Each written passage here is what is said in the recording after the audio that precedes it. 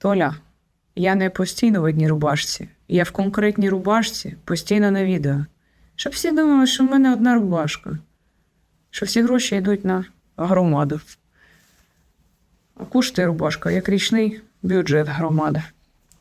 Ти мені краще скажи, Толь, а от якби треба було мене від кадирівця захистити, ти б кинувся на нього вбивати голими руками, а? Чи як там той Татаров? Голими, не голими, я не знаю, не була? Ти не смійся, я питаю, тому що так виглядає преданість. А я таке ціню. Мотай на ус, поїхали.